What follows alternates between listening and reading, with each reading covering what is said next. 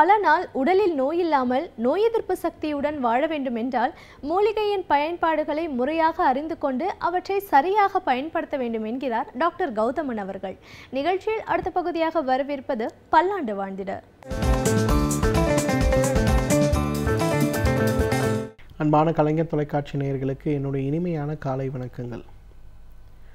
வலிகள், குறிப்பாக மூட்டு வலிகள், இடுப்பு வலிகள், தசை நார்களில் ஏற்படக்கூடிய வலிகள், காலை எழுந்தாலே கீழே வச்சு காலை நடக்க முடியாத அளவுக்கு வலி ஏற்படுதுன்னு சொல்லக்கூடியது, இது எல்லாமே இன்றைக்கு வீட்டில் இருக்கக்கூடிய பெண்களும் வயதானவர்களும் அதிகமாக சொல்லக்கூடிய பிரச்சனையாக இருக்கிறத பார்க்குறோம்.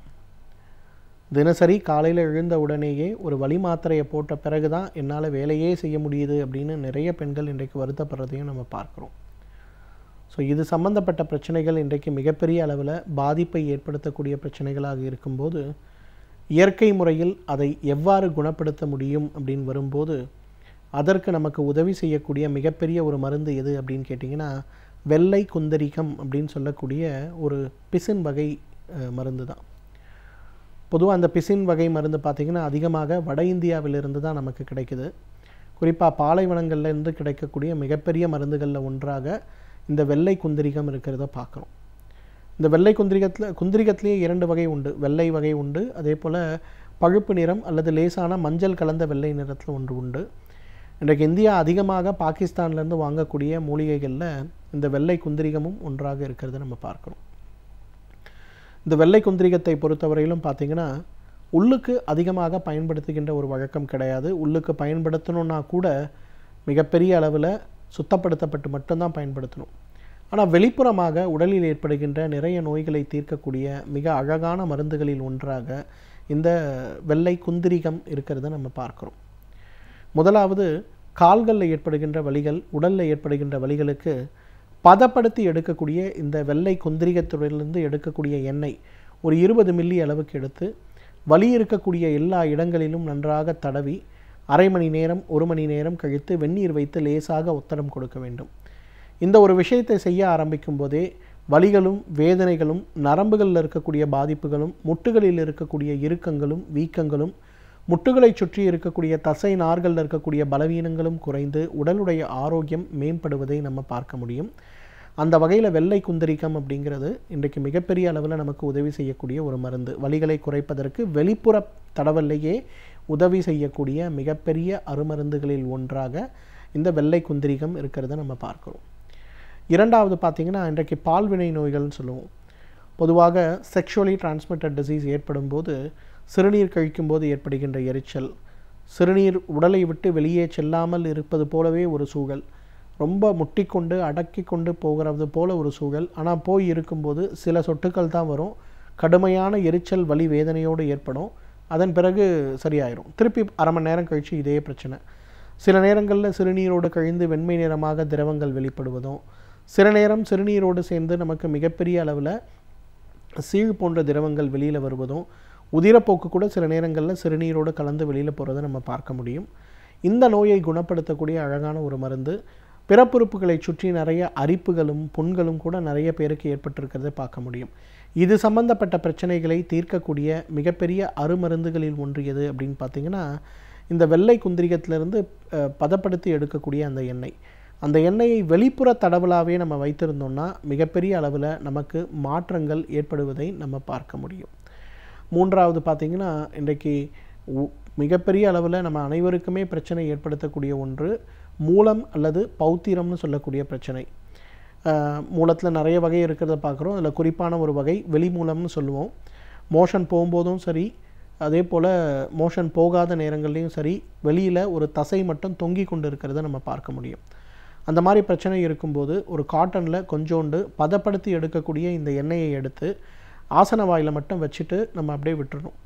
இதை தொடர்ந்து செய்யும்போது கொஞ்சம் கொஞ்சமாக ஆசனவாயுடைய அளவு கொஞ்சம் லேசாக பெருசாகிறதும், ஆசனவாய் சம்பந்தப்பட்ட தசைகள் நன்றாக பலமாகும்போது அந்த மூலம் வெளிவராமல் உள்ளேயே இருக்கிறதையும் கொஞ்சம் கொஞ்சமாக மூலம் கரைய ஆரம்பிக்கிறதையும் நம்ம பார்க்க முடியும். அந்த அளவுக்கு நல்ல பலன் கொடுக்கக்கூடிய ஒரு அழகான மருந்தாக இந்த வெள்ளை குந்தரிகை எண்ணெய் இருக்கிறத நம்ம பார்க்குறோம். நான்காவது பார்த்திங்கன்னா, இன்றைக்கு வெரிகோஸ் அல்சர்னு சொல்லக்கூடிய பிரச்சனை, கால்களில் இருக்கக்கூடிய இரத்த ஓட்டத்துடைய குறைபாடு, அந்த குறைபாடினால் கால்களில் இருக்கக்கூடிய நிறைய மாற்றங்கள், இரத்த குழாயில் ஏற்படுகின்ற அழுத்தங்கள், புண்கள், அரிப்புகள், கருமையான நிறமாற்றங்கள், இது சம்பந்தப்பட்ட பிரச்சனைகள் எவ்வளவு இருந்தாலும் இதை குறைக்கக்கூடிய மிக அழகான ஒரு மருந்து எது அப்படின்னு பார்த்தோம்னா நிச்சயமாக இந்த வெள்ளை குந்திரிகை எண்ணெயை நம்ம சொல்லலாம். இந்த வெள்ளை குந்திரிகை எண்ணெயை கொஞ்சமாக எடுத்து சிறிதளவு நல்ல எண்ணெயோடு கலந்து அந்த காயங்கள் இருக்கக்கூடிய இடங்களில் ஒரு காட்டனில் வச்சு ஒரு பேக் மாதிரி போட்டுடணும். இரவு நேரங்களில் மட்டும் போட்டுட்டு கட்டக்கூடாது, பேக் மாதிரி போட்டு அப்படியே விட்டுடணும். இதை தொடர்ந்து செய்யுங்க ஒரு 6 மாத காலம். 10 வருடம் 15 வருடம் ஆறாமல் இருக்கக்கூடிய புண்கள் கூட இதை வைக்கும்போது படிப்படியாக குறைந்து குணமாகி நார்மல் ஆகிறத நம்ம பார்க்க முடியும். அந்த அளவுக்கு நல்ல மாற்றத்தை ஏற்படுத்தக்கூடிய மிகச்சிறந்த மருந்துகளில் ஒன்றாக இந்த வெள்ளை குந்திரிகை எண்ணெய் இருக்கிறத நம்ம பார்க்க முடியும். நிறைய பெண்களுக்கு மாதவிலக்கு நேரங்களில் கடுமையான வயிற்று வலியோடு கூடி சில நேரங்களில் வாந்தி, மயக்கம் ஏற்படுவதையும் பார்க்க முடியும். நிறைய பெண் குழந்தைகள் நான் பார்த்துருக்கேன், ஒவ்வொரு மாதமும் மாதவிலக்கு ஏண்டா ஏற்படுதுங்கிற அளவுக்கு உடலில் கடுமையான வேதனை பாதிப்புகளும், சில நேரங்களில் பார்த்திங்கன்னா அதனாலேயே படிக்க முடியாமல், கல்லூரிக்கு போக முடியாமல், சில குழந்தைகள்லாம் பார்த்திங்கன்னா இந்த மாதவிலக்கு சம்பந்தப்பட்ட நேரங்களில் ஏற்படுகின்ற வலிகளை குறைப்பதற்கே ஊசி மருந்துகளை எடுத்துக்கொள்வதும் மாத்திரைகளை எடுத்துக்கொள்வதும் மிகப்பெரிய வாடிக்கையாக வைத்திருக்கிறத பார்க்குறோம்.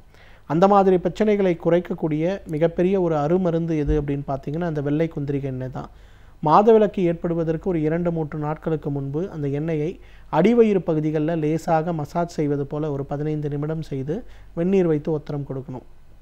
இதை செய்யும்போது கருப்பையில் ஏற்படுகின்ற அழுத்தங்களும் கருமுட்டை பையில் ஏற்படுகின்ற அழுத்தங்களும் படிப்படியாக குறைய ஆரம்பித்து உடலில் நல்ல முன்னேற்றம் ஏற்படுவதை நம்ம பார்க்க முடியும். அதே போல் மாதம் மருத்துவமனைக்கு சென்று ஊசிகளையும் மாத்திரைகளையும் போட்டு கூட குணமாகாத வயிற்று வலியும் தலைவலியும் தலை சுற்றலும் வாந்தி ஏற்படுகின்றதும் படிப்படியாக குறைந்து ஓரளவுக்கு மாற்றம் நல்லபடியாக ஏற்படுவதை நம்ம பார்க்க முடியும். அந்த அளவுக்கு மிகப்பெரிய மாற்றத்தை ஏற்படுத்தக்கூடிய ஒரு மருந்து இந்த வெள்ளை குந்திரிகை எண்ணெய்ன்னு சொல்லலாம். வெள்ளை குந்திரிகம் அப்படிங்கிறது இன்றைக்கி ரொம்ப மலிவாக கிடைக்கக்கூடிய ஒரு பொருள் தான். ஆனால் நேரடியாக மருந்துக்கு பயன்படுத்தும் போது உடலில் நிறைய பாதிப்பை ஏற்படுத்துங்கிறதுனால முறைப்படுத்தப்பட்ட வகையில் சுத்தி செய்து மிகுந்த குறைந்த அளவு தான் மருந்துகளோடு சேர்த்து கொடுக்கப்படுறதை பார்க்குறோம். ஆனால் வெளிப்புறமாக உபயோகப்படுத்துவதற்கு எந்த அச்சமும் தேவையில்லை. இந்த வெள்ளை குந்திரிகத்திலிருந்து எடுக்கக்கூடிய சுத்தி செய்த சூரணத்தையோ அல்லது வெள்ளை குந்திரிகத்தை பதப்படுத்தி எடுக்கக்கூடிய எண்ணெயை சரியான மருத்துவ ஆலோசனையின் பேரில் வெளிப்புறமாக பயன்படுத்துகின்ற ஒரு வழக்கத்தை நாம் வைத்து கொண்டோமேயானால் நம்மாலும் பல்லாண்டு காலம் ஆரோக்கியமாக வாழ்ந்திட முடியும். ஒரு துறையை பற்றி நாம் முழுமையாக அறிந்து கொள்ள வேண்டும் என்றால் அந்த துறையை சார்ந்த வல்லுநர்கள் அவர்களின் அனுபவங்களை நம்மோடு பகிர்ந்து கொள்ளும் பொழுதுதான் அந்த துறையை பற்றி முழுமையாக நாம் அறிந்து கொள்ள முடிகிறது.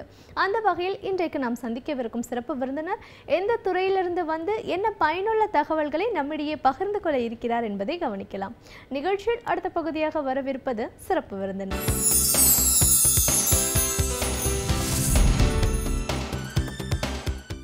வணக்கம் நண்பர்களே, இன்னும் ஒரு இனிய காலை பொழுதில் தீதும் என்ற நிகழ்ச்சியில் உங்களை சந்திப்பதில் மிக்க மகிழ்ச்சி அடைகிறேன். பொதுவாக இன்றைய காலகட்டத்தினுடைய மிக முக்கியமான சவால் எது என்று கேட்டால் உடனடியாக நம்முடைய மனதில் வரக்கூடியது மக்களிடையே ஏற்பட்டிருக்கக்கூடிய பிரிவினைவாத எண்ணங்கள். மனிதர்கள் சாதியால் பிரிந்து கிடக்கிறார்கள், மதத்தால் பிரிந்து கிடக்கிறார்கள், மொழியால் பிரிந்து கிடக்கிறார்கள், இனத்தால் பிரிந்து கிடக்கிறார்கள். இன்னும் சொல்லப்போனால் ஒவ்வொருவரும் தனக்கு வெளியே இருப்பவர்களை மற்றவர்கள் அதர்ஸ் என்று பார்க்கக்கூடிய மனநிலை இன்றைக்கு பல்வேறு காரணங்களால் ஊன்றி வளர்க்கப்படுகிறது. மனித குலத்தை ஒற்றுமைப்படுத்துவதற்கு பதிலாக, சக வாழ்க்கையை வளர்ப்பதற்கு பதிலாக சிறு சிறு குழுக்களாக மனிதர்கள் உடைக்கப்படுகிறார்கள். அது உடைக்கப்படுவது மட்டுமல்ல, பிறரை பற்றிய சந்தேகங்களும் அவநம்பிக்கைகளும் அச்சமும் விதைக்கப்படுகிறது. இது சில சமயங்களில் பெரும் மோதல்களாக வெடிக்கிறது. நாம் என்ன செய்கிறோம்? இந்த வேற்றுமை உணர்வுக்கு எதிராக பிரச்சாரம் செய்கிறோம், போராடுகிறோம், மதவாத எண்ணங்களை வளர்ப்பவர்களை எதிர்த்து பேசுகிறோம், அவர்களை அம்பலப்படுத்துகிறோம். ஆனால் அவர்கள் மேலும் மேலும் வளர்ந்து கொண்டே இருக்கிறார்கள். சமூகத்தை பிளவுபடுத்தக்கூடிய அந்த மதில்ச்சுவர்கள் வளர்ந்து கொண்டே இருக்கின்றன. அப்படி பார்க்கிற போது நாம் இந்த எதிர்ப்பு போராட்டம், இவர்களை எதிர்ப்பது மட்டும் நமக்கு போதுமா என்கிற ஒரு கேள்வி எழுகிறது. அல்லது ஒரு சமூகத்தை சாதி ரீதியாகவோ மத ரீதியாகவோ அல்லது மொழி ரீதியாகவோ இன ரீதியாகவோ துண்டு துண்டாக உடைத்து அதிகாரம் செலுத்தலாம் என்று நினைக்கக்கூடியவர்கள் நினைப்பதெல்லாம் நடந்து விடுமா? அப்படி நடப்பதை நாம் அனுமதிக்கப் போகிறோமா என்பது மிக முக்கியமான கேள்வி. நாம் இவர்களை அரசியல் ரீதியாக எதிர்க்கிறோம், எதிர்க்க வேண்டும். இவர்களை கருத்தியல் ரீதியாக எதிர்க்கிறோம், எதிர்க்க வேண்டும். ஆனால் மக்களை பிளவுபடுத்துகிற சக்திகளை எதிர்ப்பால் மட்டும் நாம் வெல்ல முடியுமா என்றால் அது மட்டும் போதாது, அதனால் மட்டும் முடியாது என்பதைத்தான் நம்முடைய சமகால வரலாறு நமக்கு காட்டி கொண்டிருக்கிறது. அப்படி பார்க்கிற போது நாம் என்ன செய்ய வேண்டும், என்ன செய்ய போகிறோம் என்பது மிக முக்கியமான ஒரு கேள்வியாக மாறிவிடுகிறது. இதெல்லாம் அடிப்படையில் நாம் பார்க்க வேண்டிய ஒரு விஷயம் என்னவென்று சொன்னால், நாம் வேற்றுமை உணர்வுகளுக்கு எதிராக குரல் கொடுப்பது மட்டுமல்ல, ஒற்றுமையை வளர்க்கக்கூடிய விஷயங்களை சமூகத்தில் நாம் உருவாக்க வேண்டும். சமூக நல்லிணக்கத்தை, சாதி நல்லிணக்கத்தை, மத நல்லிணக்கத்தை உருவாக்கக்கூடிய நூற்றுக்கணக்கான ஆயிரக்கணக்கான புது புது விஷயங்களை நாம் சமூகத்திற்குள் கொண்டு வர வேண்டும். அப்படி கொண்டு வருவதன் மூலமாகத்தான் மக்களிடையே இருக்கக்கூடிய வேற்றுமை என்கிற அந்த விஷச்செடியை நம்மால் பிடுங்கி எறிய முடியும். பல சமயங்களில் ஒருவருக்கொருவர் தொடர்பில்லாமல் இருப்பது தான் இந்த வேற்றுமை உணர்ச்சிகளுக்கே காரணமாகி விடுகிறது. ஒன்றுமே வேண்டாம், 2 நண்பர்கள் அடிக்கடி சந்தித்து பரிமாறிக்கொள்ளாவிட்டால் ஒருவரை பற்றி ஒருவருக்கு சந்தேகம் வந்து விடுகிறது, மன ரீதியாக அவர்கள் விலகி விடுகிறார்கள். 2 காதலர்கள் மனம் விட்டு பேசிக்கொள்ளாவிட்டால் அல்லது அவர்களுக்குள் ஒரு புரிந்துணர்வு இல்லாவிட்டால் அந்த காதல் முறிந்து போய்விடுகிறது. ஒரு கணவன் மனைவிக்கிடையே ஒரு சரியான ஒரு பரிமாற்றங்கள் இல்லாவிட்டால், பகிர்ந்து கொள்ளுதல்கள் இல்லாவிட்டால், புரிதல் இல்லாவிட்டால் அந்த உறவே அற்றுப்போய் விடுகிறது. பெற்றோருக்கும் பிள்ளைகளுக்குமான உறவுகள், சகோதரர்களுக்கிடையான உறவுகள், சகோதரிகளுக்கு இடையிலான உறவுகள், ஒரு குடும்பத்திற்குள்ளேயே இப்படி இருக்கிற போது நாம் அந்த உறவுகளை பாதுகாக்க வேண்டும் என்றால் அதற்காக நாம் முயற்சி எடுக்க வேண்டும். நாம் ஒருவர் மீது மற்றவர் அக்கறை செலுத்த வேண்டும். அந்த அக்கறை தான் அந்த குடும்பத்தில் இருக்கக்கூடிய அல்லது அந்த நட்பில் இருக்கக்கூடிய பிணைப்புகளையே உருவாக்குகிறது. நிறைய நேரம் நாம் மற்றவர்களிடம் எந்த அக்கறையும் எடுத்துக்கொள்ளாத போது, அவர்கள்பால் நாம் எந்த கவனமும் செலுத்தாத போது, அவர்களுடைய உணர்வுகளை புரிந்து கொள்ளாத போது அல்லது அவர்களை கொண்டாடாத போது, அவர்களுக்கு தேவையான அடிப்படையான விஷயங்களை நாம் செய்ய முயற்சிக்காத போது, அவர்கள் யாரோ நாம் யாரோ என்கிற உணர்வு ஒரு குடும்பத்திற்குள்ளேயே ஏற்பட்டு விடுகிறது. ஒரு குடும்பத்திற்குள் இரத்த பந்தங்கள் இருக்கின்றன, அந்தரங்க உறவுகள் இருக்கின்றன, தனிப்பட்ட நட்பில் காதலில் ஒரு அந்தரங்கம் இருக்கிறது. ஆனால் சமூக உறவுகளில் நாம் இன்னும் எவ்வளவு முயற்சி எடுக்க வேண்டும். அப்படி இருக்கிற போது மாற்று மதத்தவர்களுடைய நம்பிக்கைகளை நாம் பாதுகாப்பது அல்லது அந்த நம்பிக்கைகளுக்காக குரல் கொடுப்பது, அவர்களை புண்படுத்தாமல் இருப்பது அல்லது அவர்கள் புண்படுத்தப்படுவதாக பொய் சொல்லுகிற போது இந்த பிரிவினைவாத சக்திகள் நாம் உண்மையை மக்களிடம் எடுத்துரைப்பது, அவர்களை நம்முடைய சொந்த சகோதரர்கள் என்று ஆறத் தழுவிக்கொள்வது, சமூகத்தில் ஒரு பிரச்சனை ஏற்பட்டால் நாம் சாதி மத வேற்றுமைகள் இல்லாமல், அது வெள்ளமாக இருக்கலாம், வேறு பல விஷயங்களாக இருக்கலாம், ஒரு பொது சமூகத்தில் ஏற்படக்கூடிய அபாயங்களாக இருக்கலாம், அதற்கு எதிராகவெல்லாம் நாம் மக்கள் ஒருவருக்காக மற்றவர்கள் நிற்பது என்கிற ஒரு முன்முயற்சியை எடுத்தால் இந்த வேற்றுமை சக்திகள் தானாகவே மறைந்து விடுவார்கள். பல சமயங்களில் நாம் அந்த முயற்சிகளை எடுக்க தவறுகிறோம். பெருந்தன்மையுடன் நாம் விஷயங்களை விட்டு கொடுப்பது, ஒரு குறிப்பிட்ட சமூகத்தைச் சேர்ந்தவர்களுக்கு ஒரு உதவி தேவைப்படுகிறது என்றால் நாம் எந்த தயக்கமும் இல்லாமல் அந்த உதவியை செய்வது, அவர்களுக்கு தொடர்ந்து அவர்கள் மீதான நம்முடைய நல்லெண்ணத்தையும் நம்பிக்கையையும் வெளிப்படுத்தி கொண்டே இருப்பது, நம்முடைய பண்டிகைகளை அவர்களோடு பகிர்ந்து கொள்வது, நம்முடைய விழாக்களுக்கு அவர்களை முன்வரிசையில் அழைத்து நம்மில் ஒரு பகுதியாக அவர்களை உணரச் செய்வது, இதை எல்லா சமூகத்தினருக்கும் செய்ய வேண்டும். அப்படி நாம் தொடர்ச்சியாக செய்தால் இந்த வெறுப்பு பிரச்சாரம் செய்பவர்கள் தோற்று ஓடி விடுவார்கள், நம்முடைய வீடுகளை விட்டு வெளியேறி விடுவார்கள், நம்முடைய தெருக்களை விட்டு வெளியேறி விடுவார்கள். அப்படி இருக்கிற போது பாரதி சொன்னதைப் போல நாம் இங்கு புகை நடுவினில் தீயிருப்பதை புவிதனில் கண்டோம், பகை நடுவினில் அன்புருவான நம் பரமன் வாழ்கிறான் என்று சொன்னதைப் போல அந்த அன்பிற்கு நடுவே தான் நாம் இந்த ஒரு வேற்றுமை என்கிற அந்த தீமைகளை நாம் பொசுக்க முடியும். அந்த அன்பை நாம் எல்லா மட்டத்திலும் வளர்க்க வேண்டும். அதுதான் இதற்கு ஒரே தீர்வு என்று நான் நினைக்கிறேன். மீண்டும் இன்னும் ஒரு புதிய சிந்தனையோடு உங்களை சந்திக்கிறேன். நன்றி, வணக்கம். ஒரு துறையை பற்றி நாம் முழுமையாக அறிந்து கொள்ள வேண்டும் என்றால் அந்த துறையை சார்ந்த வல்லுநர்கள் அவர்களின் அனுபவங்களை நம்மோடு பகிர்ந்து கொள்ளும் பொழுதுதான் அந்த துறையை பற்றி முழுமையாக நாம் அறிந்து கொள்ள முடிகிறது. அந்த வகையில் இன்றைக்கு நாம் சந்திக்கவிருக்கும் சிறப்பு விருந்தினர் எந்த துறையிலிருந்து வந்து என்ன பயனுள்ள தகவல்களை நம்மிடையே பகிர்ந்து கொள்ள இருக்கிறார் என்பதை கவனிக்கலாம். நிகழ்ச்சியில் அடுத்த பகுதியாக வரவிருப்பது சிறப்பு விருந்தினர்.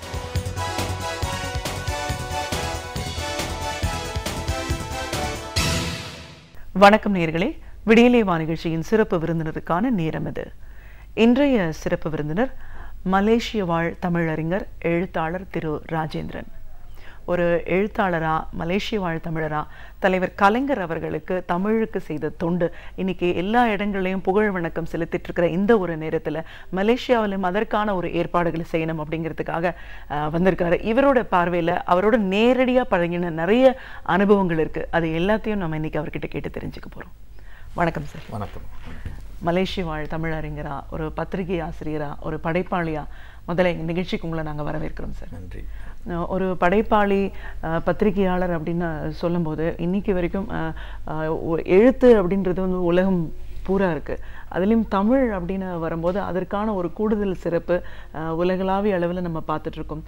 மலேசிய வாழ் தமிழரா, பொதுவாக தமிழ் எழுத்து உலகத்துக்கு எவ்வளோ தூரம் ஒரு வரவேற்பு இருக்குது, இதெல்லாம் பேசும்போது தலைவர் கலைஞர் அவர்கள் தமிழுக்கு செய்த தொண்டு இன்றைக்கும் உலகத்தில் இருக்கிற பலரும் அவருக்காக புகழ் வணக்கம் செலுத்திட்டு இருக்கிற இந்த ஒரு சூழலில் அவரோட நேரடியாக பழகின அனுபவம் உங்களுக்கு இருக்குது. எந்த நாளில் நீங்கள் அவரை சந்திச்சிங்களோ அது வரைக்கும் அந்த தொடர்பு அவருடைய இறுதி நாட்கள் வரைக்கும் தொடர்ந்துட்டு இருந்திருக்கு.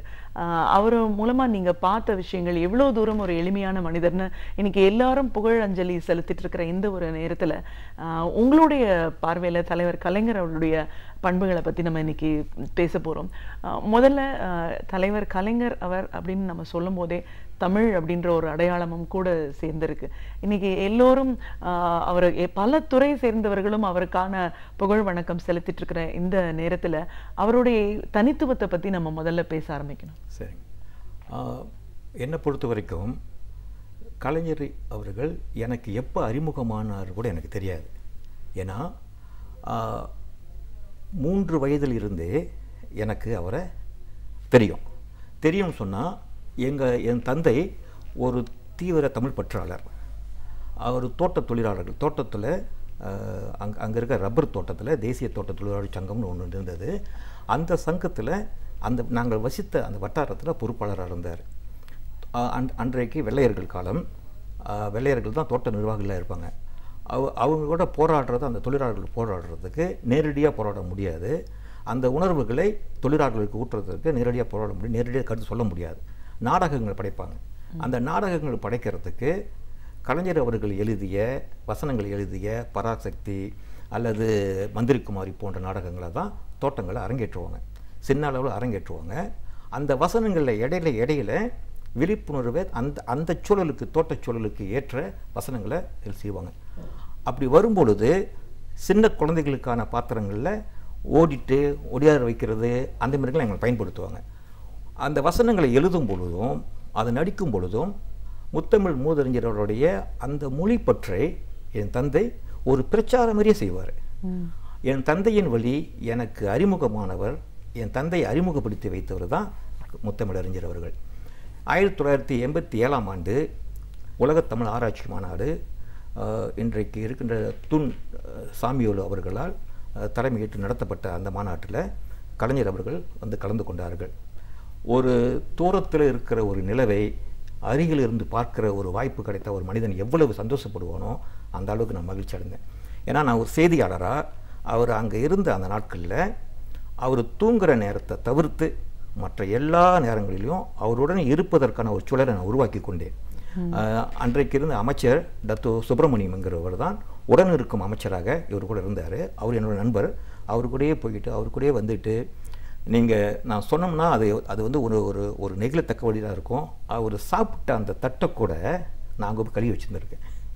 அவங்க அந்த பணியாளர்கள் கொடுக்காம நான் போய் எடுத்து கழுவி வச்சுருக்கேன். அந்த மாதிரிலாம் சொல்லியிருக்கோம். உண்மையாக சொல்ல போனால் அதில் இருந்த ஒரு சாப்பாட்டு பருக்க கூட எடுத்து நான் சாப்பிட்ருக்கேன். அந்த அளவுக்கு எனக்கு அவர் மேலே பட்டிருக்கு. அந்த அனுபவம் 1987ங்க.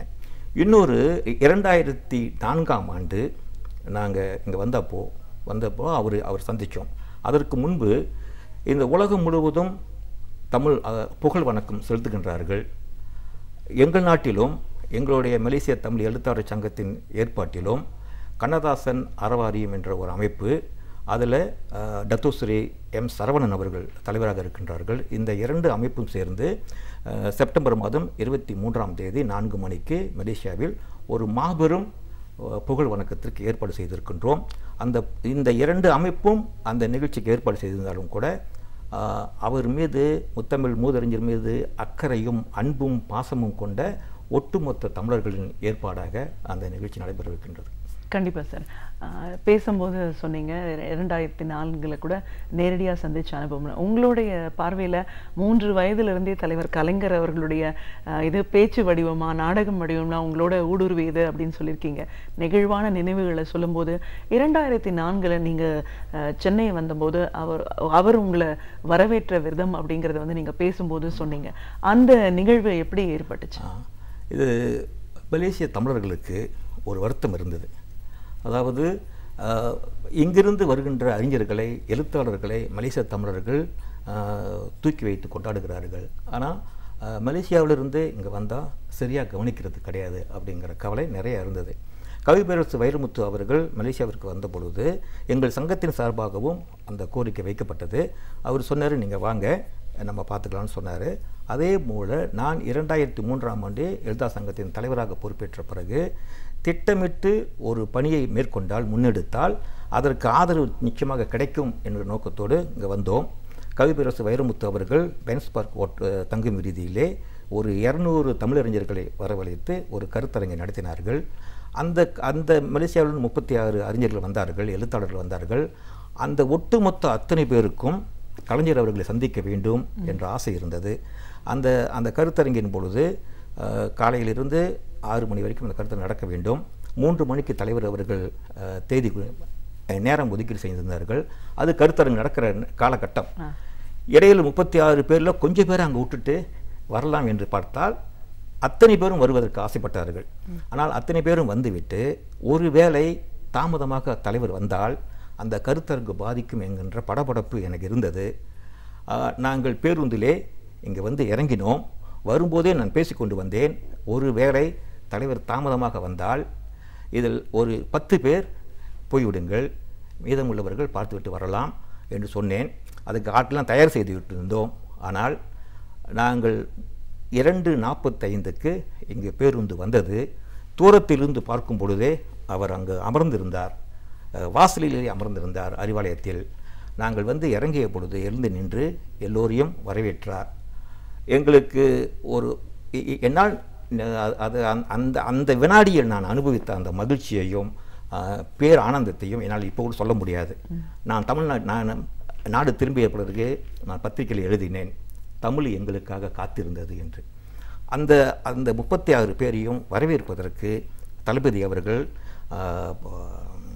துரைமுருகன் அவர்கள், அன்றைக்கு மத்திய அரசாங்கத்தில் இருந்த, அன்றைக்கு மாநில ஆட்சியில் இல்லை, மத்திய அமைச்சர்களாக இருந்தவர்களை எல்லாம் அந்த வட்ட மேசையில் மலேசியர்கள் ஒரு 7 பேர், அதிகாரிகள் அமைச்சர்கள் அவர்களை 3 பேர் அமர வைத்து ஒரு அரசாங்க அதிகாரிகளாக ஒரு அரசாங்க விருந்தினர்களுக்கு எப்படி மரியாதை கொடுக்க முடியுமோ அதை செய்தார். ராஜேந்திரனுக்காக செய்யவில்லை, ராஜேந்திரன் அழைத்து வந்த எழுத்தாளர்களுக்காக செய்யவில்லை, கடல் கடந்து வாழுகின்ற தமிழர்களுக்கு மரியாதை செய்ய வேண்டும், அந்த அன்பை பரிமாற வேண்டும் என்கின்ற அந்த தமிழ் உணர்வு தான் அதற்கு காரணமாக இருந்தது. அந்த நிகழ்ச்சி பேசும்போது சொன்னார், நான் ஒரு கோரிக்கை வைத்தேன், ஒரு அரசாங்க விருந்தினர்களாக எழுத்தாளர்கள் அங்கீகரிக்கப்பட வேண்டும் என்று சொன்னேன். அவர் பேசும்போது சொன்னார், அதற்கான சூழல் இன்று இல்லை, காலம் வாய்க்கும் பொழுது உங்களுக்கு அந்த அழைப்பு வரும், நீங்கள் அரசாங்க விருந்தினர்களாக ஏற்றுக்கொள்ளப்படுவீர்கள் என்று சொன்னார். 2007ஆம் ஆண்டு அவர் முதலமைச்சராக இருந்த பொழுது நான் அதை நினைவூட்டி அவருக்கு ஒரு கடிதம் எழுதிய பொழுது எங்களை வரவேற்றார். நாங்கள் வந்து இறங்கிய போது தமிழ் வளர்ச்சித்துறை, செய்தித்துறை, இந்த இயக்குநர்களெல்லாம் விமான நிலையத்திற்கு வந்து தமிழக அரசு உங்களை வரவேற்கிறது என்று சொன்னார். அதிலிருந்து 19 நாட்கள் குக்கிராமங்களிலும் பல்வேறு பல்கலைக்கழகங்களிலும் எங்களுடைய இலக்கியத்திற்கான அறிமுகத்திற்கு ஏற்பாடு செய்து கொடுத்தார். அது மட்டுமில்லாமல் எங்களுடைய அந்த பயணத்தையுடைய அடையாளமாக நீண்ட கால நினைவுகள் இருக்கின்ற வகையில் சில திட்டமிட்ட நடவடிக்கைகளை அவர் முன்னெடுத்தார். அதிலே மலேசிய தமிழர்களின் வாழ்வும் தமிழும் என்ற தலைப்பில் ஒரு புத்தகத்தை எழுத வைத்து, எங்கள் நாட்டு அறிஞர் முரசு நெடுமாறன் அவர்கள் எழுத வைத்து, அதை உலக தமிழ் ஆராய்ச்சி நிறுவனத்தில் அன்றைக்கு இயக்குநராக இருந்த முனைவர் மா ராசேந்திரன் அவர்களை வைத்து அதை வெளியீடு செய்தார்.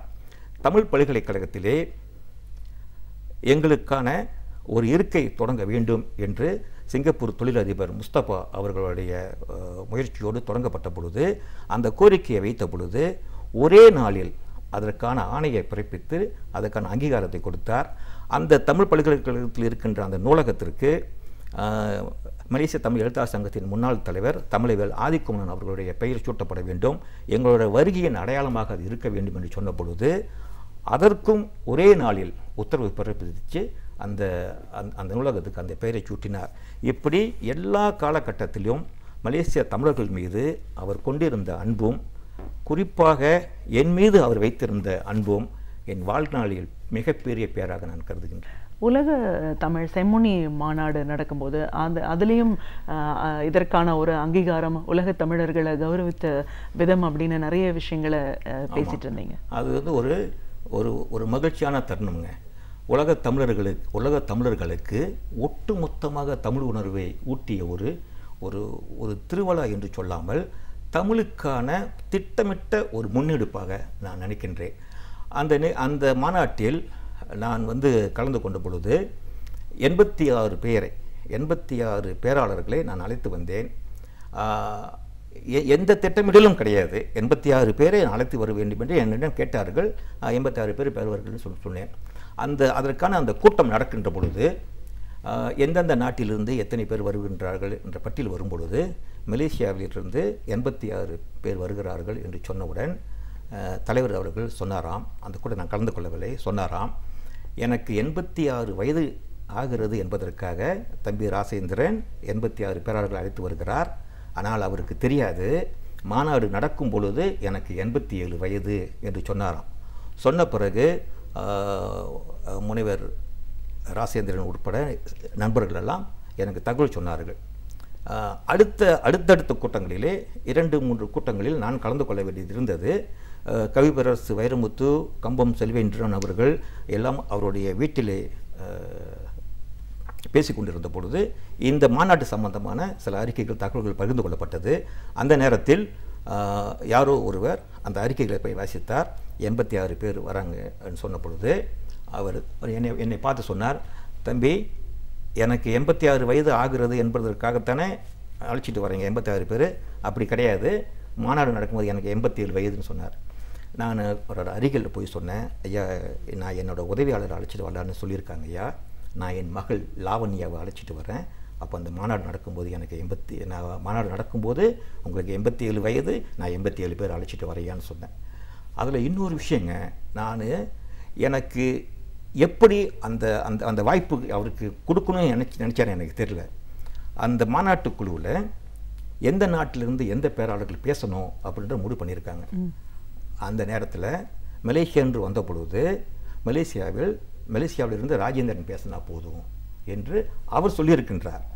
கவிப்பரசு வைரமுத்து அவர்கள் என்னிடம் சொல்லும்போது சொன்னார், ராஜேந்திரன் எல்லாரையும் வந்து குழு முடிவு பண்ணிச்சு, உங்களை தலைவர் முடிவு பண்ணார், மேடையை வென்று காட்ட வேண்டும் என்று சொன்னார். அந்த அளவிற்கு அந்த மாநாட்டில் நம்ம இருந்தது. அது மட்டும் இல்லாமல் ஏறக்குறைய 10 லட்சம் பேர் கலந்து கொண்ட அந்த மாநாட்டில் மலேசியாவிலிருந்து வந்த அந்த பேராளர்களுக்கு தனி முத்திரையாக, தனி அடையாளமாக, தனி வரவேற்பாக, தனி பாதுகாப்பாக எல்லா வகையிலும் ஏற்பாடு செய்யப்பட்டது. அதற்கு அடிப்படை காரணம் தலைவர் அவர்கள் மலேசிய தமிழர்கள் மீது வைத்திருந்த அந்த பாசம்தான் என்பது எனக்கு தெரியும். கண்டிப்பாக சார். தலைவர் அவருடைய பண்புகள், குணநலம், அவருடைய ஆளுமை, தனித்திறன் அப்படின்னு பார்க்கும்போது நிறைய விஷயங்கள் நம்ம பட்டியலிட்டு சொல்கிறோம். நீங்கள் ஒரு படைப்பாளி, எழுத்தாளர் அப்படிங்கிற முறையில் முத்தமிழ் அறிஞர் தலைவர் கலைஞர் அவர்கள் வந்து இயல், இசை, நாடகம் என்ற பல துறைகளையும் அவருடைய பங்களிப்பை கொடுத்துருக்காரு. திரைத்துறை பார்க்குறோம், வசனம் அப்படின்னா அதற்கான ஒரு தனி அடையாளத்தையே ஏற்படுத்தியவர் அப்படின்னு சொல்லலாம். எழுத்துக்கள் மூலமாக, கவிதைகள் மூலமாக, மடல்கள் மூலமாக உடன்பிறப்புகளை சந்திச்சிருக்காரு. ஒரு படைப்பாளியாக அவரை நீங்கள் எப்படி பார்க்குறீங்க? படைப்பாளி ஒரு ஒரு படைப்பாளியாக நான் அவரை பார்க்கும் பொழுது, அதாவது இன்றைக்கு என்ன நடக்கின்றதோ அதை பற்றி மட்டும் சிந்திக்காமல் எதிர்கால தலைமுறையையும் எதிர்கால சூழலையும் சிந்தித்து செயல்படுத்தியவர் என்று தான் சொல்லணும். அதற்கு ஒரே ஒரு உதாரணம் சொல்கிறோம்னா செம்மொழி பாடல் இருக்குங்க. நான் அந்த பாடலை வியந்து பாராட்டுறேங்க. செம்மொழி பாடல், அந்த பாடலை செம்மொழிக்கான பாடல், ஆனால் 6 வயது குழந்தையும் முணுமுணுக்கின்ற ஒரு பாடலாக இருக்கின்றது. அது 90 வயதை கடந்த 80 அது 90 வயதை தொட்டு கொண்டு இருக்கின்ற அந்த காலகட்டத்தில் எழுதிய அந்த பாடல் வார்த்தைகள் அத்தனையும் பழமை சார்ந்த விஷயம், சொல்லுகின்ற முறை இளமைத்தது. இதுதான் அவருடைய மிகப்பெரிய ஆற்றலாக நான் கருதுகின்றேன். இன்றைக்கு பராசக்தி படத்தை பார்த்தாலும், அதே சமயத்தில் பராசக்தி படம் வந்த அந்த காலகட்டத்தில் மற்ற படங்களை பார்த்தாலும், இந்த பராசக்தி படத்தில் இருக்கின்ற அந்த ஈர்ப்பு இளைய தலைமுறைக்கும் சொல்கின்றேன், மற்ற படங்களுக்கு இருக்காது. என்றால் அந்த படைப்பை உருவாக்கும் பொழுதே தன்னை அவர் அந்த கட்டத்தில் இருந்து மட்டுமல்லாமல் அவர் திட்டமிட்டு செய்தாரா அல்லது அவருக்குள்ள இயற்கையே கொடுத்த சக்தியா வரமா என்று தெரியவில்லை. எதிர்காலத்தையும் சிந்தித்து படைப்புகின்ற அந்த படைப்பு, அந்த நோக்கம், அந்த அந்த அந்த எழுத்து நடை, அதுதான் மிக சிறந்ததாக என்னை பொறுத்தவரைக்கும் நான் கருதுகின்றேன். அது சொல்லப்பட்ட விஷயங்களை விட அது சொல்லப்பட்ட விதம் மிக முக்கியமாக நான் கருதுகின்றேன். கண்டிப்பாக சார். உலக தமிழ் எழுத்தாளர்களை பற்றி ஒரு வியந்து போற்றக்கூடிய ஒரு மனிதர், எல்லாருக்கும் அதற்கான அடையாளங்களை கொடுக்குறாங்க அப்படின்னும் போது, மலேசியாவை பொறுத்த வரைக்கும் தமிழர்கள், தமிழ் அறிஞர்கள், படைப்பாளிகளுக்கு எந்த விதமான ஒரு வரவேற்பு முக்கியத்துவம் இருக்குன்னு பார்க்குறீங்க? உலகம் முழுவதும் தமிழ் அழிந்து விட்டாலும் மலேசிய தமிழர்கள் தமிழ் மொழியை காப்பாற்றுவார்கள் என்ற நம்பிக்கை உலகம் முழுவதும் இருக்கின்ற தமிழர்களுக்கு இருக்கின்றது. அது இன்று நேற்று தொடங்கிய நம்பிக்கை கிடையாது. அந்த நம்பிக்கையை இன்றைய அரசாங்கமும் இதற்கு முந்தைய அரசாங்கமும் இன்றைய வாழ்ந்து கொண்டிருக்கிற தமிழர்களும் அந்த நம்பிக்கையை காப்பாற்றும் நோக்கோடு பணியாற்றி கொண்டிருக்கின்றார்கள், எங்கள் சங்கம் உட்பட. அதிலே எங்களுடைய இலக்கியத்திற்கும் சரி, எங்களுடைய பள்ளிக்கூடங்களுக்கும் சரி, அரசாங்கமும் தனியார் நிறுவனங்களும் முழு ஆதரவு வழங்கி கொண்டிருக்கின்றார்கள். 527 தமிழ் பள்ளிகள் அங்கு இருக்கின்றன. முழுக்க அரசாங்கத்தின் வழியாக நடத்தப்படுகின்ற பள்ளிகள். இங்கு சொல்ல வேண்டுமானால் கார்ப்பரேஷன் பள்ளிகள் என்று சொல்லப்படுகின்ற இங்குள்ள பள்ளி, இங்கு உள்ள பள்ளிகள் கூட, தமிழ் பள்ளிகள் கூட மூடப்பட்டு கொண்டு வருவதாக தகவல்கள் கிடைக்கின்றன. ஆனால் மலேசியாவில் 523 தமிழ் பள்ளிகள் இருந்த சூழலில் இனி புதிதாக தமிழ் பள்ளிகள் கிடைக்காது என்ற சூழல் இருந்த காலகட்டத்தில் கூட 3 பள்ளிகள் கூடுதலாக வந்து இன்றைக்கு 527 தமிழ் பள்ளிகளாக இயங்கிக் கொண்டிருக்கின்றன. மலேசியாவில் உலகத் தமிழர்கள் எதிர்பார்க்கின்ற வகையில் தமிழ் நன்றாக இருக்கும். இதிலே இந்த நேரத்தில் நான் இன்னொரு விஷயத்தை சொல்ல வேண்டும். அங்கு தமிழ் இலக்கியம் படிக்கின்ற மாணவர்கள் எண்ணிக்கை குறைந்து கொண்டு வந்தது. 500க்கும் குறைவாக ஒரு பாடம் தேர்வுக்கு எடுத்துக்கொள்ளப்படவில்லை என்றால் அந்த பாடத்தை நீக்கி விடுவார்கள். ஒரு 10 ஆண்டுகளுக்கு முன்பு தமிழ் இலக்கியத்திற்கு அந்த நிலை வந்தது. 500 மாணவர்கள் குறைந்து விடுவார்களோ என்ற நிலைமை வந்த பொழுது அன்றைக்கு தேர்வு வாரியத்தில் பணியாற்றி கொண்டிருந்த இயக்குனர் PM மூர்த்தி அவர்கள் அந்த தகவலை சொல்லி ஒரு பிரச்சார இயக்கம் போல ஏற்பாடு செய்தோம். அதன் அடிப்படையில் நிறைய நிகழ்ச்சிகள் நடந்து அந்த எண்ணிக்கை அதிகரிக்க வேண்டும் என்று முயற்சி செய்த பொழுது இன்றைக்கு ஏறக்குறைய 6000 to 10,000 மாணவர்கள் தமிழ் இலக்கியத்தை படித்துக் கொண்டிருக்கின்றார்கள். அந்த இலக்கிய ஆசிரியர்களுக்கு ஒரு பயிற்சி கிடையாது, எந்த விதமான ஒரு ஊக்குவிப்பும் கிடையாது என்ற சூழல் இருந்த பொழுது நான் கலைஞர் அவர்களை சந்திக்கும் பொழுது ஒரு கோரிக்கையை முன்வைத்தேன். எங்களுடைய ஆசிரியர்களுக்கு, இலக்கிய ஆசிரியர்களுக்கு தம் பல்கலைக்கழகத்திலே ஒரு பயிற்சி கொடுத்தால் அது வசதியாக இருக்கும், எங்களுக்கு ஒரு ஊக்குவிப்பாக இருக்கும் என்று சொன்ன பொழுது அடுத்த வினாடியே அதற்கான ஏற்பாட்டை செய்தார். அன்றைக்கு சுப்பிரமணியம் என்கின்ற முனைவர் சுப்பிரமணியம் அவர்கள் துணைவேந்தராக இருந்தார். அவர்தான் அந்த தொடக்கத்தில் ஏற்பாடு செய்தார். அதன் பிறகு வந்த முனைவர் ராசேந்திரன் அவர்கள் அந்த பணியை இன்னும் முன்னெடுத்து பயிற்சி வழங்கினார். 64 ஆசிரியர்களை நான் அழைத்து வந்தேன். 2 வார கால பயிற்சி. ஒரு செலவு எங்களோட செலவு இல்லை, வந்தது மட்டும்தான் எங்களோட செலவு. அதெல்லாம் ஏற்றுப்படுத்திக் கொண்டார். மதுரை காமராஜர் பல்கலைக்கழகத்திலே அதே போன்ற ஒரு பயிற்சியை நடத்தினோம். அதன் பிறகு அடுத்த முறை நான் சந்திக்கும் போது தலைவர் அவர்களிடம் சொன்னேன், நாங்கள் 30 பேர் வருகிறோம், அதற்கான செலவுகள் அதிகமாக இருக்கின்றது, அதற்கு பதிலாக இங்கிருந்து ஒரு 8 பேராசிரியர்களை மலேசியாவுக்கு அனுப்பி வைத்தால் அங்கு ஒரு 300-400 ஆசிரியர்களுக்கு அந்த பயிற்சியை கொடுக்க முடியும் என்று சொன்னபோது அதற்கும் சரி என்று சொல்லி தமிழ் பல்கலைக்கழகத்திலிருந்து 8 பேராசிரியர்களை முனைவர் கார்த்திகேயன், முனைவர் உதயசூரியன் போன்றவர்களோட தலைமையில் 8 பேராசிரியர்களை அங்கு வரவழைத்து சம்பளத்துடன் கூடிய விடுமுறையோடு அவர்களுக்கு படித்தொகையெல்லாம் கொடுத்து அனுப்பி வைத்து 300 ஆசிரியர்களுக்கு அந்த பயிற்சியை கொடுத்தார்கள். அந்த பணி இன்னமும் தொடர்ந்து கொண்டிருக்கின்றது. முத்தமிழ் மூதறிஞர் அவர்கள் மலேசிய தமிழ் மீதும் எதிர்கால மாணவர்களுக்கும் அந்த தமிழ் உணர்வு இருக்க வேண்டும் என்பதற்காக, அந்த ஆசிரியர்களை தயார்படுத்துவதற்காக அவர் தொடக்கி வைத்த அந்த பணி இன்றளவும் நடந்து கொண்டு இருப்பது என்பதை நான் நன்றியோடு பதிவு செய்ய விரும்புகிறேன்.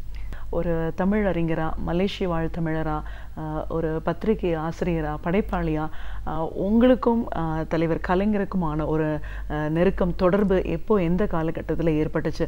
அதிலிருந்து இறுதி வரை அது எவ்வளோ தூரம் தொடர்ந்திருந்தது? ஒரு படைப்பாளியா அவரை நீங்கள் பார்த்த விதம், பார்த்து தெரிஞ்சுக்கிட்ட விதம், இன்றைய சூழலில் இளைஞர்கள் தெரிஞ்சுக்க வேண்டிய கருத்துக்கள்னு பல விஷயங்களை எங்களோட நீங்கள் முழுமையாக பகிர்ந்ததுக்கு நன்றி. நன்றி. இந்த வாய்ப்புக்கு மிக நன்றி. அறிவியல், வரலாறு, இதுவரை நாம் அறியாத உண்மைகள், இவைகளிலிருந்து நமக்கு தேவையானவற்றை அழகிய தமிழில் தொகுத்து இன்றைக்கும் இனிமையாக வழங்க வந்திருக்கிறார் பேராசிரியர் சுபவீர பாண்டியன் அவர்கள். நிகழ்ச்சியில் அடுத்த பகுதியாக வரவேற்பது ஒன்றை சொல் நன்றி சொல்.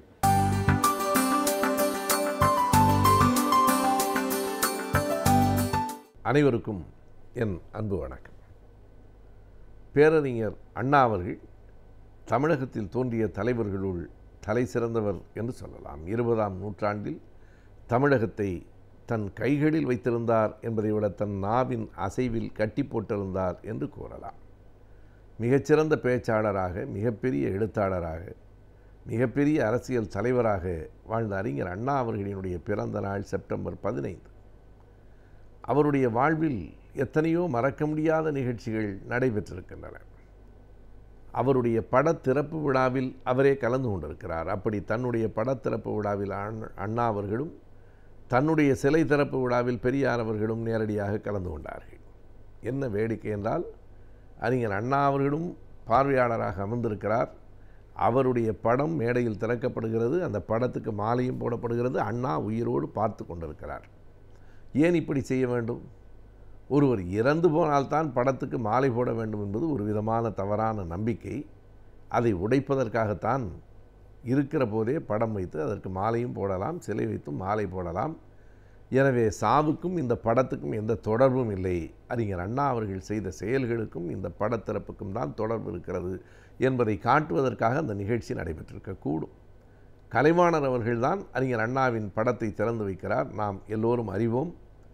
சேலத்துக்கு அருகில் தாரமங்கலம் என்கிற இடத்தில் அந்த விழா நடைபெற்றது. அதுதான் கலைவாணர் கலந்து கொண்ட கடைசி நிகழ்ச்சி. அண்ணாவின் படத்தை திறந்து வைத்தது தான் கலைவாணரின் கடைசி நிகழ்ச்சி. கலைவாணரின் சிலையை திறந்து வைத்தது தான் அண்ணா கலந்து கொண்ட கடைசி நிகழ்ச்சி. இதை நாம் அறிவோம். அப்படி அண்ணா அவர்களின் படத்தை திறந்து வைத்து பேசுகிற போது கலைவாணர் சொல்கிறார், அண்ணாவுக்கு இன்னமும் நான் செய்ய வேண்டிய 2 குறைகளை அப்படியே வைத்து கொண்டிருக்கிறேன். எப்படியாவது என் வாழ்நாளில் அதை செய்துவிட வேண்டும். அது ஒரு குறையாகவே எனக்குள் இருக்கிறது என்று கலைவாணர் சொல்கிறார். அது அவருக்கு குறையாக இருந்திருக்கலாம், அண்ணாவுக்குள் குறையாக இருந்ததா என்று தெரியாது. அண்ணாவின் அருகில் இருந்த நண்பர்கள் அந்த விழா முடிந்ததற்கு பிறகு கேட்கிறார்கள், கலைவாணர் ஏதோ உங்களுக்கு செய்ய வேண்டியது 2 செய்யாமலேயே இருக்கிறேன், அது எனக்கு குறையாக இருக்கிறது என்கிறாரே, எதை அண்ணா அப்படி சொல்கிறார் என்று கேட்கிறார்கள். அண்ணா சொல்கிறார், எனக்கும் உறுதியாக தெரியவில்லை, ஆனால் ஒரு விதமாக என்னால் அதை யூகம் செய்ய முடிகிறது. சிரித்து கொண்டே அண்ணா சொல்கிறார், நல்ல தம்பி படத்திற்கு நான் எழுதிய கதை வசனத்திற்கு கலைவாணர் இன்னமும் பணம் கொடுக்கவில்லை. அது அவரை உறுத்தக்கூடும். கலைவாணர் எப்போதும் மிகச் சரியாக குறித்த தொகையை விட கூடுதலாக கொடுக்கக்கூடியவர் என்பதுதான் உலகறிந்த செய்தி. ஆனால் ஏதோ ஒரு காரணத்தினால் அண்ணாவுக்கு அந்த தொகையை அவரால் கொடுக்க முடியாமல் போயிருக்கிறது. அதை அண்ணா சொல்கிறார், எனக்கு இன்னமும் நல்ல தம்பி படத்திற்கு அவர் பணம் தரவில்லை, அதை நினைத்து கொண்டு சொல்கிறாரோ என்னவோ. இன்னொன்று என்ன அண்ணா என்கிறார்கள். இன்னொன்று வேறு ஒன்றும் இல்லை, அவர் ஒரு கார் எனக்கு வாங்கி கொடுத்தார்.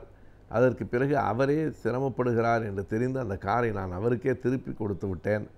இதைவிட ஒரு சிறந்த காரை உங்களுக்கு கண்டிப்பாக நான் வாங்கி தருவேன் என்று சொன்னார். அது 2வதாக இருக்கலாம் என்று அண்ணா சொல்கிறார். இந்த 2ஐயும் சொன்னதற்கு பிறகு அருகில் இருந்த நண்பர்கள் சொல்கிறார்கள், அப்படியானால் அவரால் பெரும்பாலும் அந்த வாக்குறுதியை நிறைவேற்ற முடியாமல் போய்விடும் என்றுதான் நாங்கள் நம்புகிறோம். ஏன் அப்படி சொல்கிறீர்கள் என்று அண்ணா கேட்கிறார். அவருடைய உடல்நிலையும் இன்றைக்கு அவருக்கு பணத்துக்கு இருக்கிற தட்டுப்பாடும் இரண்டையும் வைத்துத்தான் அவர்கள் சொல்லுகிறார்கள். அவருடைய வயிறு செரிமான குறைவினால் உப்பி இருக்கிறது. வயிற்று வலியில் தாழ முடியாமல் இந்த விழாவுக்கு வருகிற போது கூட அவர் சிரமப்பட்டதை நாங்கள் பார்த்தோம். உங்கள் படத்திறப்பு விழா என்பதால் எவ்வளவு உடல் நலிவு இருந்தாலும் குற்றமில்லை, நான் வருகிறேன் என்று சொல்லி வந்திருக்கிறார். அவருடைய வாழ்நாள் நெடுநாள் இருக்குமா என்று தெரியவில்லை என்று சொல்லுகிற போது, அண்ணா ஏன் இப்படி சொல்லுகிறீர்கள் என்கிறார். அவர்கள் சொன்னது போலத்தான் நடந்தது. அந்த அண்ணாவினுடைய படத்திறப்பு விழா நிகழ்ச்சி முடிந்த 15வது நாள் கலைவாணர் இறந்து போய்விட்டார். இது ஒரு நிகழ்ச்சி. அப்போது என்ன தெரிகிறது என்றால், கலைவாணருக்கு தான் செய்ய நினைத்ததை செய்ய வேண்டும் என்கிற எண்ணம் கடைசி வரையில் பொருளாதார அடிப்படையில் அது அவரால் உடனடியாக நடைபெற முடியாது என்றாலும் அந்த எண்ணம் அவருக்கு இருந்ததையும் அது பற்றிய கவலை அறிஞர் அண்ணாவுக்கு இல்லாமல் இருந்ததையும் பார்க்கிற போது வெறும் பணத்தினால் ஆன உறவுகள் இல்லை இவை என்று புரிகிறது. அதுபோலவே அண்ணாவினுடைய சொல்லாற்றல், அதன் காரணமாகத்தான் கலைவாணர் அவர்கள் அத்தனை உடல்நலிவோடு வந்திருக்கிறார். அண்ணாவின் சொல்லாற்றல் வயதானவர்களையோ இளைஞர்களையோ அப்படி வயது வேறுபாடெல்லாம் இல்லாமல் எல்லோரையும் கட்டி போடுகிற ஆற்றல் உடையது.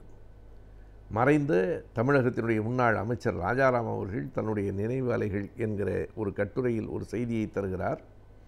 ஒரு முறை ஜெய்ப்பூர் பல்கலைக்கழகத்திலே வட்டமேசை மாநாடு நடக்கிறது.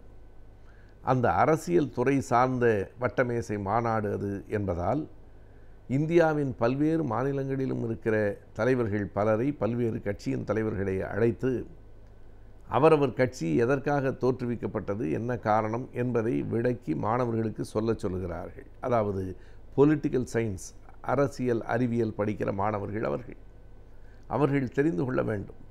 வெறும் பாடப்புத்தகங்களிலிருந்து அல்ல, உண்மையாகவே ஒரு கட்சியை தொடங்கியவர்கள் எப்படி அந்த கட்சியை தொடங்கினார்கள், அதற்கான சூழல் எப்படி இருந்தது, எத்தனை தடைகளை அவர்கள் தாண்டி வந்திருக்கிறார்கள் என்பதையெல்லாம் அவர்களே சொல்ல நேரடியாக மாணவர்கள் தெரிந்து கொள்ளட்டும் என்று ஜெய்ப்பூர் பல்கலைக்கழகம் ஏற்பாடு செய்திருக்கிறது. தலைவர்கள் பலரும் பேசியிருக்கிறார்கள். ஆனால் அண்ணா அவர்கள் பேசி முடித்தவுடன் அந்த மாணவர்களெல்லாம் அண்ணாவை சூழ்ந்து கொண்டு, உங்கள் பேச்சில் நாங்கள் அப்படியே மயங்கி போனோம் என்று சொல்லுகிறார்கள். அண்ணா ஆங்கிலத்தில் உரையாற்றியிருக்கிறார்.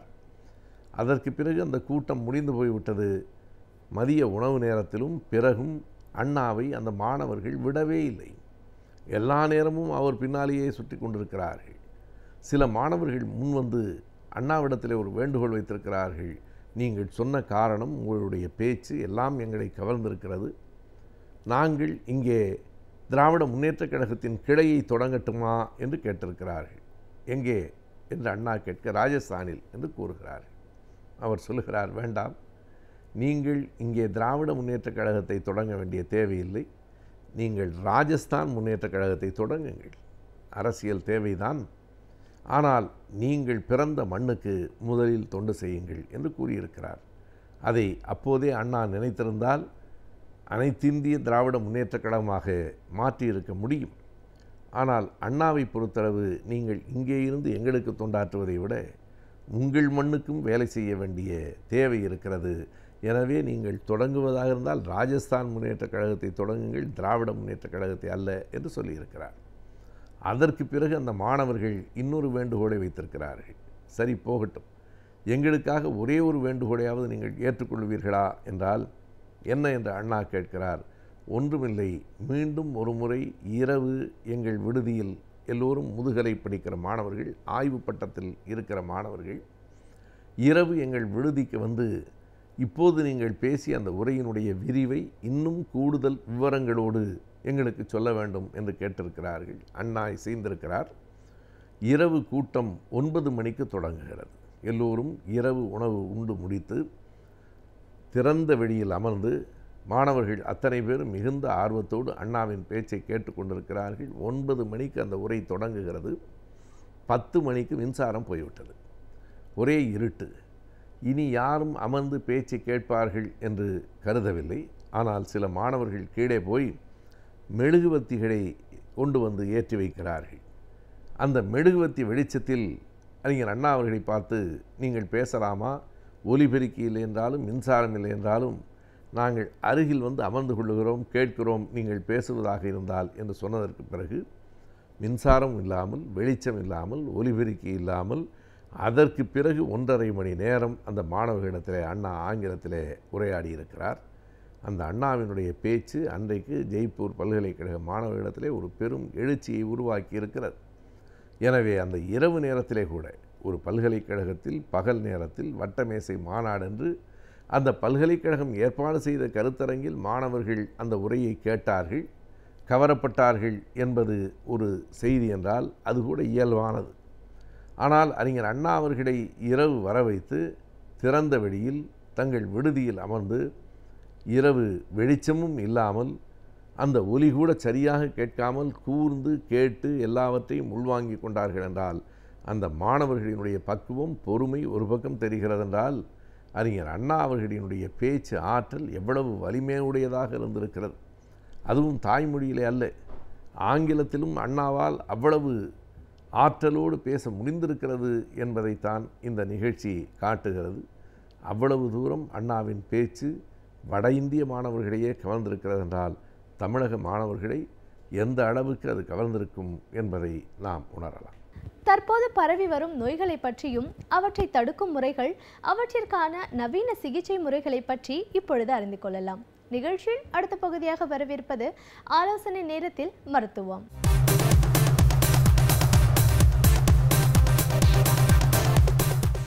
இன்றைக்கி நம்ம பார்க்க போகிற மருத்துவ தலைப்பு வந்து பார்த்திங்கன்னா மன அழுத்தம். மன அழுத்தத்தை பற்றி நிறைய அதிகமாக நமக்கு விழிப்புணர்வு இல்லாமல் இருக்கிறதுனால இந்த தலைப்பை நம்ம எடுத்திருக்கோம். உலக சுகாதார மையம் வந்து ஹெல்த்தை பற்றி ஒரு டெஃபினிஷன் கொடுத்துருக்காங்க. ஹெல்த்னா என்ன அப்படின்னா, it's a state of wellbeing of both physical and mental wellbeing. அதாவது உடல் மற்றும் மனநலம் இது ரெண்டும் சேர்ந்தது தான் ஹெல்த்துன்னு சொல்லுவாங்க. அதாவது நம்ம எல்லாருமே வந்து உடல் நலத்தை பற்றி மட்டுமே தான் யோசிக்கிறோமே தவிர மனநலத்தை பற்றி யோசிக்கிறது இல்லை. இதுக்கு என்ன காரணம் அப்படின்னு பார்த்தோம்னா, இப்போ நம்ம உடல் நலத்தை பரிசோதிக்கிறதுக்கு நிறைய டெஸ்ட் இருக்குது, அதாவது நிறைய பரிசோதனைகள் இருக்குது. அதாவது இரத்த பரிசோதனை, யூரின் டெஸ்ட்டு, ஸ்கேனு, இது மாதிரி நிறைய விஷயங்கள் இருக்குது. அது மூலிமா நம்ம என்ன பண்ணுவோன்னா நம்ம உடம்பு எந்த அளவுக்கு பாதிக்கப்பட்டிருக்குன்றதை கண்டுபிடிக்க முடியும். ஆனால் இந்த மனம் எப்படி பாதிக்குதுன்றதை வந்து கண்டுபிடிக்கிறதுக்கு எதுவும் நம்ம கையில் இல்லாதனால நம்ம இந்த மன அழுத்தம் நம்ம எப்படி அடைஞ்சிருக்கோன்றதை கண்டுபிடிக்கிறதுக்கு சில சின்ன வழிமுறைகள் சொல்கிறேன். ஏன் நம்ம இன்றைக்கி மன அழுத்தத்தை பற்றி பேசணும் அப்படின்னு பார்த்தீங்கன்னா, 5ல் ஒருத்தருக்கு மன அழுத்தம் இருக்கிறதா கண்டுபிடிச்சிருக்காங்க. அதாவது ஒரு 5 பேர் நீங்கள் எடுத்துக்கிட்டிங்கன்னா அதில் ஒருத்தருக்கு வந்து டிப்ரெஷன் இருக்குது. அப்போது இந்த மாதிரி மன அழுத்தம் இருக்கிறவங்களுக்கு வந்து இந்த சொசைட்டியில் வந்து அன்றாட வாழ்க்கை வந்து ஒரு பெரிய சவாலாகவும் இருக்கும், அவங்கள சார்ந்தவங்களுக்கு இது ஒரு பெரிய பிரச்சனையாகவும் இருக்குது. இப்போ இந்த மன அழுத்தம் பார்த்திங்கன்னா பொதுவாக எங்கெல்லாம் இருக்குது அப்படின்னு பார்த்திங்கன்னா 40லேருந்து 45% இந்த கார்ப்பரேட்டில் வேலை செய்கிற எம்ப்ளாயீஸ்க்கு வந்து மன அழுத்தம் இருக்குதுன்னு சொல்கிறாங்க. இந்த மன அழுத்தத்தை வந்து சரியாக கண்டுபிடிக்கலைன்னா, சரியாக இதை வந்து ஹேண்டில் பண்ணலைன்னா என்ன ஆகும் அப்படின்னா, அவங்க குடும்பத்தில் பிரச்சனை வரும், வேலை செய்கிற இடத்துல பிரச்சனை வரும், பிற்காலத்தில் வந்து அது வந்து ஒரு தற்கொலை செய்கிறதுக்கும் வந்து ஒரு பெரிய வாய்ப்பாக அமைஞ்சிடுது. ஸோ இப்போ நம்ம எப்படி மன அழுத்தத்தில் நம்ம பாதிக்கப்பட்டிருக்கோன்றதை நம்ம எப்படி கண்டுபிடிக்கலாம் அப்படின்னு சொன்னால், முதல்ல வந்து மன அழுத்தம் இருக்கிறவங்களுக்கு தூக்கம் வந்து ஒரு பெரிய பிரச்சனையாக இருக்கும், ஒரு சவாலாக இருக்கும். அதாவது நீங்கள் சொல்லுவாங்க, தின்ன சோறு செரிக்கணும், படுத்தா தூக்கம் வரணும், அவன் தான் வந்து உலகத்திலே மிகப்பெரிய கோடீஸ்வரன் சொல்லுவாங்க. அந்த மாதிரி யாருக்கு ஒருத்தருக்கு நல்ல தூக்கம் இருக்கோ அவங்க தான் உண்மையிலே வந்து மிகவும் ஆரோக்கியமான மனிதர்கள் சொல்லுவாங்க. அதாவது நம்ம பொதுவாக இன்றைக்கி நம்ம தொலைச்ச ஒரு மிகப்பெரிய வரம், நமக்கு வந்து இயற்கையாக கொடுத்த வரம் வந்து எதுனா நம்மளுடைய தூக்கம். பிறக்கும் போது மினிமம் வந்து பார்த்திங்கன்னா பிறந்த குழந்தை 18 மணி நேரமாவது தூங்கும். அது அப்படியே படிப்படியாக மெல்ல தேஞ்சி இன்றைக்கி மனுஷன் வந்து 3-4 மணி நேரம் கூட சரியாக தூங்குறதில்ல.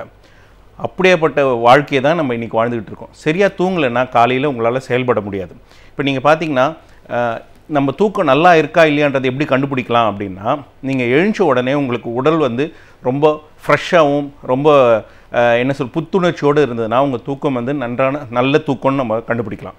அதே நேரத்தில் சில பேர் வந்து எப்படி இருக்கும் அப்படின்னா, அவங்க தூங்கிட்டே இருப்பாங்க, ஏதோ ஒரு சத்தம் கேட்டுக்கிட்டே இருக்கிற மாதிரி அவங்களுக்கு ஒரு தோணும். அதே நேரத்தில் காலையில் எழுந்தாங்கன்னா இன்னும் கொஞ்சம் நேரம் தூங்கலாமா அப்படின்னு தோணும். அவங்க தூங்க வர்றதுக்கே கொஞ்சம் லேட்டாகும். எழுந்திக்கும் போது வந்து பார்த்திங்கன்னா அடித்து போட்ட மாதிரி இருக்கும். அப்போது வந்து பார்த்திங்கன்னா அவங்க தூக்கம் வந்து போதலைன்னு அர்த்தம். ஏன்னா நம்ம உடம்பை ரீசார்ஜ் பண்ணுற மெக்கானிசம் எது அப்படின்னு பார்த்திங்கன்னா தூக்கம் தான். இந்த தூக்கம் சரியில்லைன்னா பெரிய பிரச்சனையை ஏற்படுத்தும். நம்மளுடைய உடலை வந்து பெரிதளவில் பாதிக்கும். ஸோ மன அழுத்தத்தில் இருக்கிறவங்களுக்கு முக்கியமாக வந்து இந்த தூக்கம் வந்து பிரச்சனையாக இருக்கும். ஒன்று நிறைய நேரம் தூங்குவாங்க, இல்லைன்னா வந்து பார்த்திங்கன்னா தூக்கம் வந்து ரொம்ப கம்மியாக இருக்கும். ஸோ அவங்க வந்து பார்த்திங்கன்னா இந்த இரவு தூக்கம் சரியில்லாதனால பகலில் வந்து ரொம்ப தூக்கம் வர மாதிரியே இருக்கும். ஸோ இது ஒரு முக்கியமான ஒரு பாயிண்ட்டு.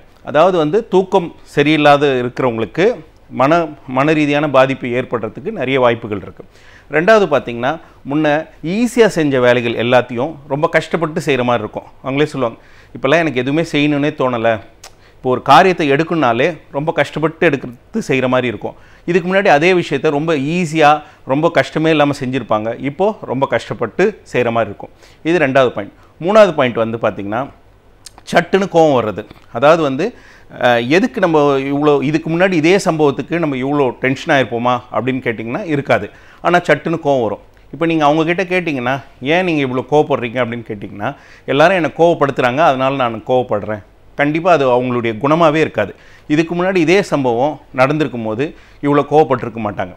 இன்னொன்று நாலாவது பாயிண்ட் என்ன இருக்கும் அப்படின்னா அவங்களுக்கு வந்து பார்த்திங்கன்னா சாப்பாடு, பசி.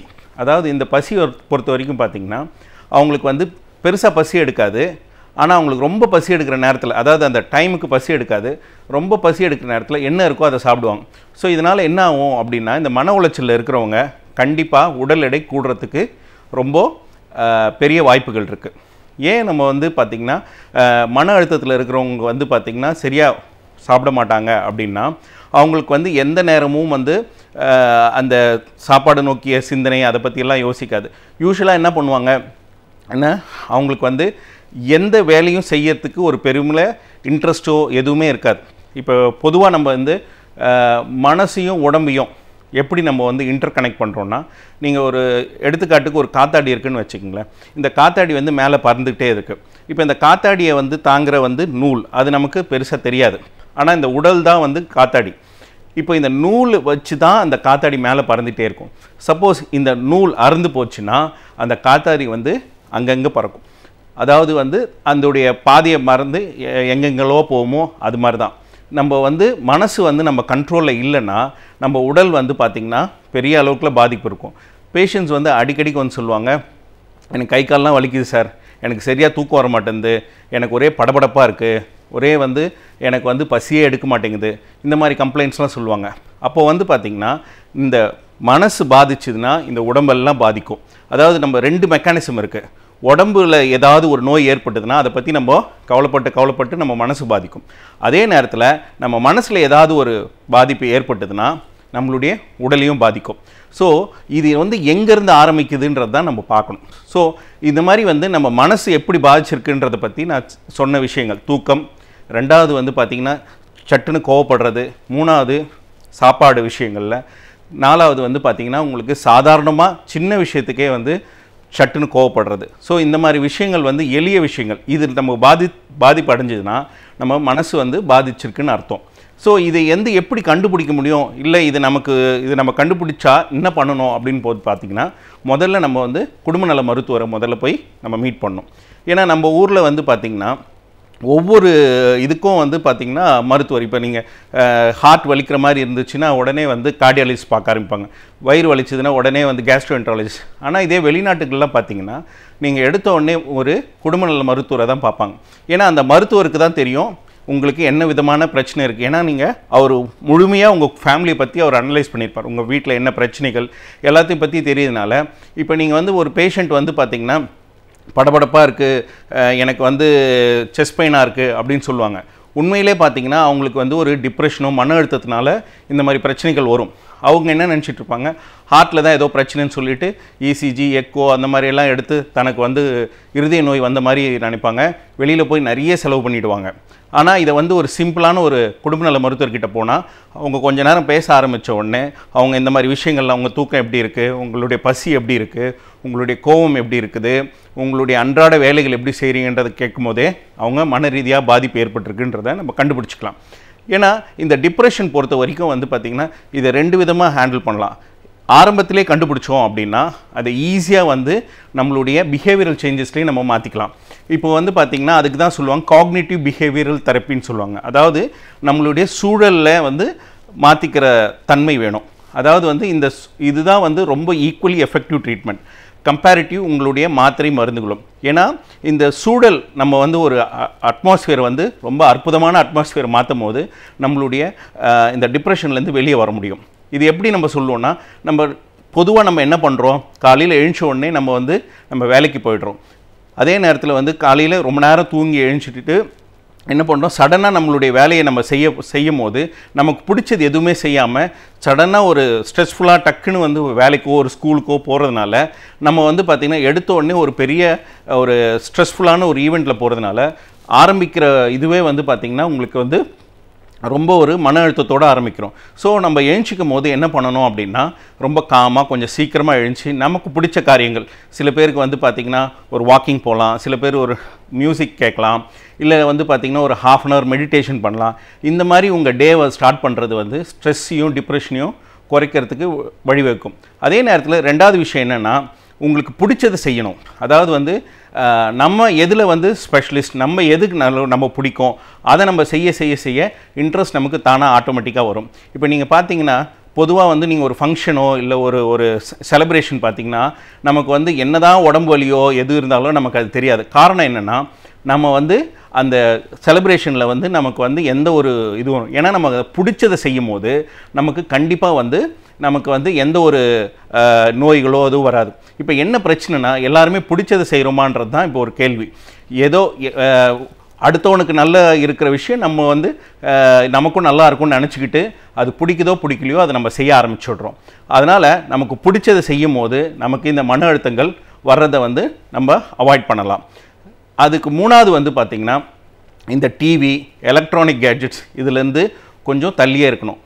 ரெண்டாவது ஏன் அப்படி நம்ம சொல்கிறோன்னா, இப்போ நீங்கள் ஹாலில் போய் பார்த்தீங்கன்னா நம்ம வீட்டுடைய ஹாலில் வந்த உடனே டிவி தான் இருக்கும். இந்த டிவியை வந்து நம்ம வீட்டுக்குள்ளே வந்த உடனே வீட்டில் இருக்கவங்ககிட்ட பேசக்கூட நேரம் இல்லாமல் முதல்ல டிவியை தான் ஆன் பண்ணுவோம். ஸோ அப்போ என்ன ஆகுதுன்னா, நம்மளுடைய ஃபுல் ஃபோக்கஸும் இந்த எலக்ட்ரானிக் கேட்ஜெட்ஸ்லேயும் இந்த செல்ஃபோன் வந்து பெட்ரூம் வரைக்கும் வர்றது. ஸோ அப்போ நம்ம குடும்பத்துக்கிட்ட இருக்கிற பேசுகிற நேரங்கள் வந்து ரொம்ப குறைவாயிடுறதுனால இதனால் நமக்கு வந்து என்ன ஆகிடுதுன்னா, குடும்பத்தில் வந்து சப்போர்ட் வந்து ரொம்ப குறைஞ்சி போயிடும். ஸோ இந்த மாதிரி வந்து பார்த்திங்கன்னா ஒரு ரிலாக்ஸ்டான என்விரான்மெண்ட்டு, ரெண்டாவது வந்து பார்த்திங்கன்னா நமக்கு பிடிச்சது செய்யும் போது, அதே நேரத்தில் வந்து இந்த மாதிரி தேவையில்லாத இந்த ஃபேஸ்புக்கு, இந்த ட்விட்டர், வாட்ஸ்அப்பில் வந்து குறைவான நேரத்தை மட்டும்தான் செலவிடணும். இது மாதிரி சின்ன சின்ன விஷயங்கள் செஞ்சோம்னா இந்த மன அழுத்தத்தை வந்து நம்ம ஈஸியாக ஓவர் கம் பண்ணலாம். ஏன்னா இன்றைக்கி இந்தியாவில் வந்து மன அழுத்தத்தில் இருக்கிறவங்கள பாதி பேர் வந்து கண்டுபிடிக்காமலே அது அப்படியே போகுது. அதை வந்து சரியான ட்ரீட்மெண்ட் எடுக்காமல் அதை விட்டுறாங்க. சப்போஸ் இந்த மன அழுத்தம் அதிகமாக போகும்போது இதுக்கு வந்து ஒரு டாக்டரை நம்ம கன்சல்ட் பண்ணணும். ஒரு சைக்காட்ரிஸ்ட்டோ ஒரு சைக்காலஜிஸ்ட்டையோ நம்ம கன்சல்ட் பண்ணோம்னா இதுலேருந்து அழகாக வெளியில் வரலாம். இந்த மாதிரி நம்ம பண்ணலை அப்படின்னா அது அவங்களுடைய குடும்பத்தையும் இல்லாமல் அவங்களே பர்சனலாகவும் இது பெரிய பாதிப்பு ஏற்படும். ஆகையால் மன அழுத்தத்தை வந்து நம்ம வந்து ஒரு பெரிய விஷயமாக கருதாமல் இருந்தோம்னா அது நம்மளுடைய வாழ்க்கையே பாதிச்சிடும்ன்றது தான் இதிலேருந்து நமக்கு தெரிய வர்றது. நம் இயக்கம் உருவாக்கிய அரசியல் விழிப்பு எல்லாம் அவனவன் தலையில் எழுதியதுதான் நடக்கும் என்று ஏமாற்றுகிறவன் கூற, அதை ஏமாற்றப்பட்டவனும் ஏற்றுக்கொண்டிருந்த காலத்தை மாற்றி அந்த தலையெழுத்தை திருப்பி எழுத நாங்கள் எழுதுகோல் பிடித்திருக்கிறோம். அதில் இந்தியாவில் இப்போது தமிழ்நாடு முன்னணியில் நிற்கிறது என்றால் எங்கள் கட்சி மக்களிடம் உருவாக்கி வைத்திருக்கிற அரசியல் விழிப்புதான் காரணம்.